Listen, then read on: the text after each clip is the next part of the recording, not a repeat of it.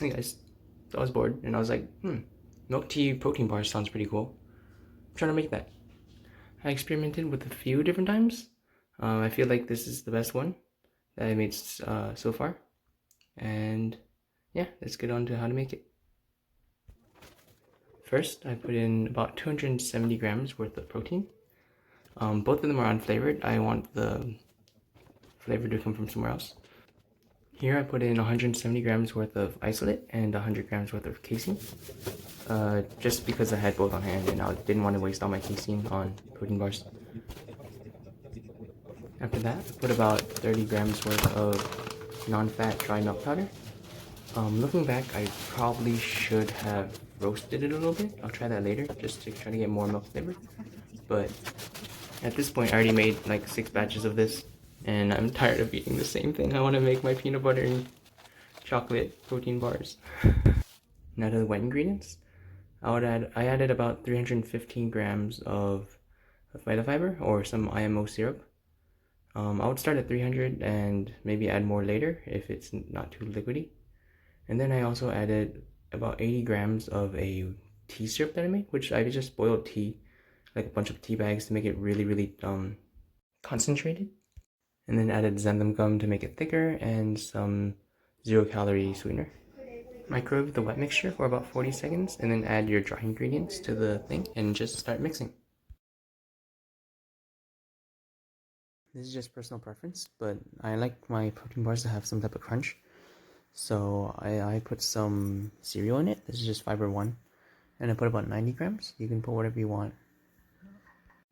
As I said before, I don't really recommend putting mochi balls or anything that imitates the consistency of boba, just because when you freeze it, the boba gets hard, or the mochi balls, which is what I use, gets hard, and then it's also kind of like the same consistency. Like the protein bar is chewy, and then the boba is supposed to be chewy once it melts, and it's kind of just like, is there a difference in consistency? Like the only point of boba really is for the difference in texture, right? Well, regardless, once everything's well mixed and nothing's really clinging onto the side of your mixing bowl anymore, it's time to plate up or time to put it on some parchment paper and freeze it. And let me just show you what I do to avoid having to wash an extra bowl.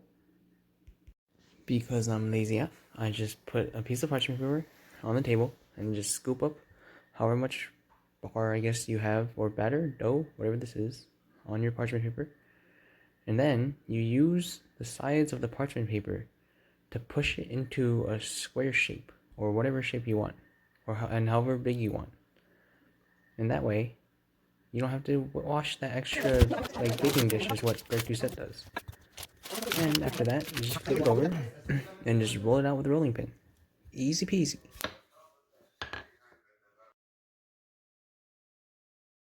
And now you get to see me do a series of fails. 1, I forget to unload my refrigerator. And 2, it drops through the hole.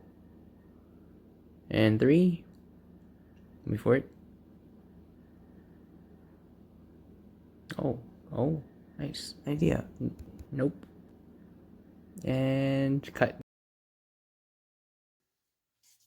After a few hours, or overnight, after it's hardened, you can just take it out and remove the, what's this called, parchment paper, and cut it into the size pieces that you want. I ended up cutting this into 50 pieces, but you do you.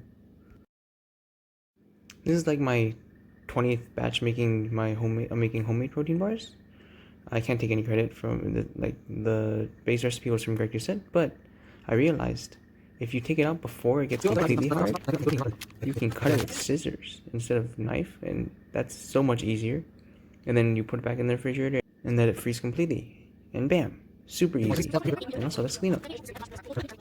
And holy heck, how many tips have I given you? Next tip. After that, you know that parchment paper you use to wrap the entire bar? Now you just use that parchment paper, cut it up, and then wrap your individual bars. Damn, I'm giving you so much advice.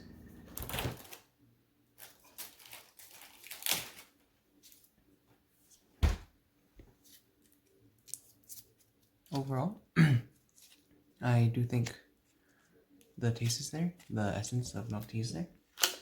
I would, as I said before, toast the milk powder before putting it in, but not bad. Everything's there. Tea, milk, sugar from the sweetener, and a little crunch from the fiber one. I do recommend giving it a try. Hey, if you do try it, tell me how it goes and tell me what improvements you might make, and then I'll try incorporating that into my next batch. I, for one, am tired of boba and milk tea now because I made 6 batches of this. Bye bye.